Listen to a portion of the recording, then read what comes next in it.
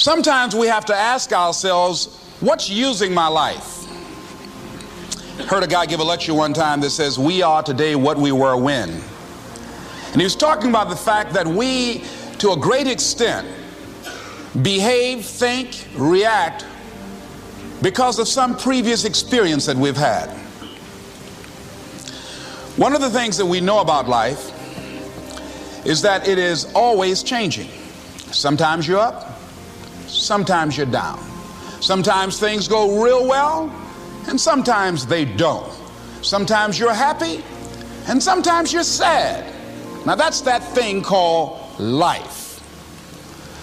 And when we begin to understand and know that, accepting that reality that we will never ever have things just on an even keel all the time, that you're going to have some ups and you're going to have some downs, but during those down moments, that's where the growth takes place. That's where the work is. See, anybody can feel good when they have their health, their bills are paid, they have happy relationships, business is successful.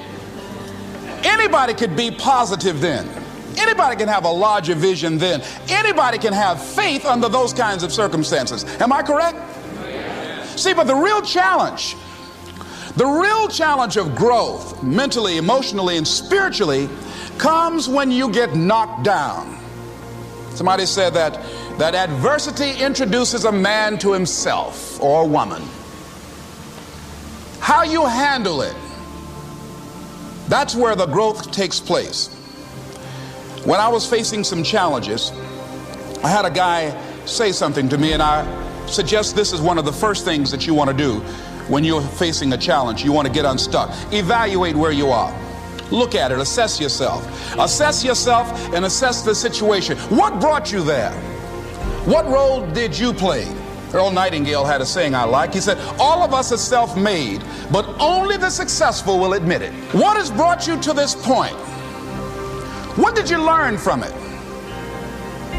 Are you learning anything, or are you doing it over and over and over again? Somebody said that insanity is doing the same thing in the same way, expecting a different outcome. Are you going through it, or are you growing through it? Are you bigger and better because of it?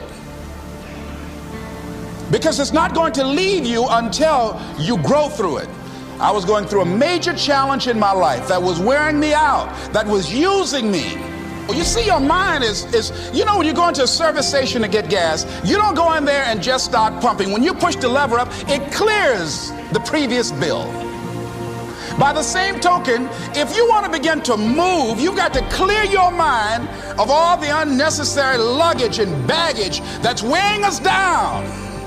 I couldn't move, I couldn't think about what am I going to do to get out of this situation, because I was so concerned about what happened and what he did to me and how bad it was. I was so stuck in that I couldn't even focus on what I should have done. Feeling sorry for myself and angry, and none of that was taking me anywhere. So pretty soon I learned through effort, made a conscious, deliberate, determined effort. I had to let it go. I had to forgive it. Let it go and begin to focus on developing myself. And I say to you, you're going to have people to do things to you. Things are going to happen to you. And the most important thing to do is to harness your will and let it go and move so you can grow, so you can get on with your life. It doesn't matter about what happens to you. What matters is, what are you going to do about it? All of us have experienced some tragedy, and if we haven't, we will.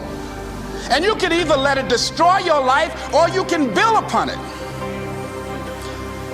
You can permit it to let it hold you down, or you can decide, I'm not going to let that happen to me. I'm bigger than this. Make a declaration to yourself. Declare all-out war that you're going to get out of this rut. I don't care how good you are. I don't care how talented you are. I don't care how much you work on yourself. There are some times when things aren't going to go right. They just are not going to go right. There are times when anything that can happen will happen. Murphy's Law will be knocking at your door. Why? I don't know why. That's called life. And you have to deal with it. Sometimes your life will be in a slump, just like sports. Some of the best shooters can't hit baskets different times in games. They get in a slump. Do they sit on the sideline and say, you know, I just didn't hit a basket today?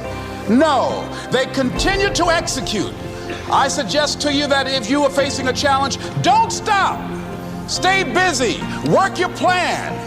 Continue to do those things that you know that work for you after you have evaluated yourself in the situation. Continue to move. Stay busy, stay busy, stay busy. Find somebody that you can help so you can forget about you for a moment. See, sometimes the best thing to do is to be. Sometimes you have to just back up and go within yourself. A bow and arrow, you can't take a bow and just push it out an arrow. You just can't push the arrow out. You have to pull it back and then release it. Sometimes you have to back up and go within and pray and meditate and recharge your batteries. Go away, clear your head, and then come back and look at it from a different vantage point. Don't operate while you're under the spell or the effect of what's going on. Next thing is that you've got to activate the thinker in you. Don't allow your emotions to control you. We are emotional, but you want to begin to discipline your emotion. If you don't discipline and contain your emotions, they will use you. Your mind goes on automatic, just like a God. You know, I loved reading the book called As a Man Thinketh by James Allen. He uses the analogy of the mind being like a garden.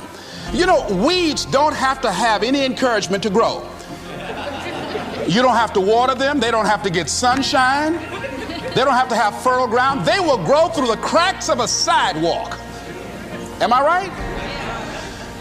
But if you want to grow orchids or roses or any kind of exotic flowers, there are special processes and procedures you must go through. Well, by the same token, you don't have to force yourself or motivate yourself to think negatively, to be depressed, to hate somebody, to want revenge, to want to get back at somebody, to beat yourself up over the head, to feel loaded with guilt. You don't have to make any effort to do that. Your mind is on automatic. It will do that by itself. But if you want to begin to move into your own personal greatness, if you want to begin to really enjoy a happy, successful, healthy life, you've got to be willing to go against the tide. You've got to be willing to harness your will and say, in spite of this, I'm in control here. I'm not going to let this get me down. I'm not going to let this destroy me. I'm coming back, and I'll be stronger and better because of it. You have got to make a declaration that this is what you stand for. You're standing up for your dreams. You're standing up for peace of mind. You're standing up for health.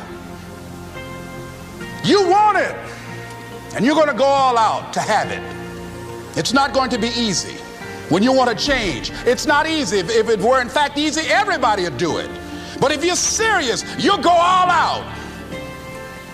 So yes, I'm going to turn this situation around. I'm not going to sit back and moan and cry over what happened and what went wrong and who did what. I'm going to do something about this situation.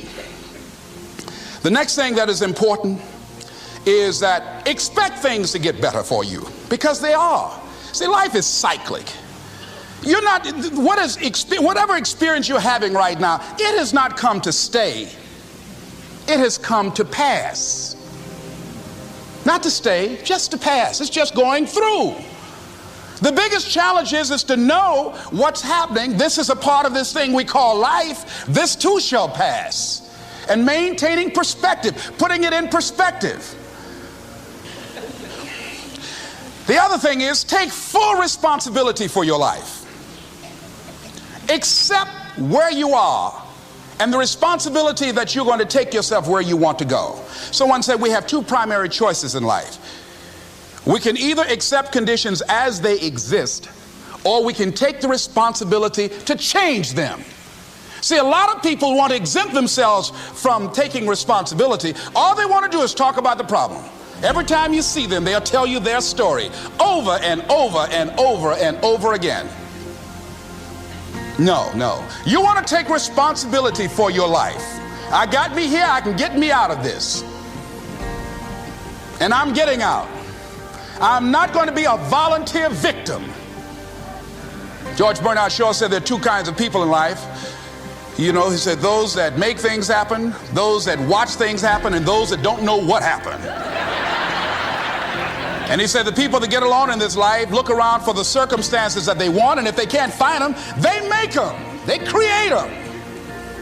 So part of beginning to get unstuck, you've got to decide that the behavior pattern that you have adopted doesn't work for you.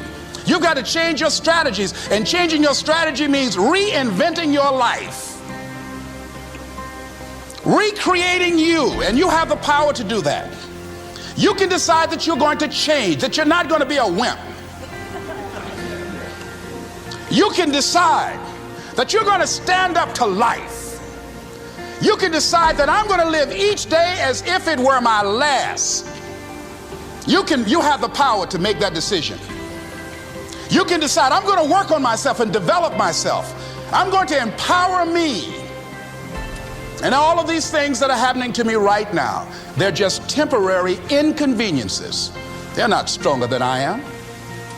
I'm in charge here.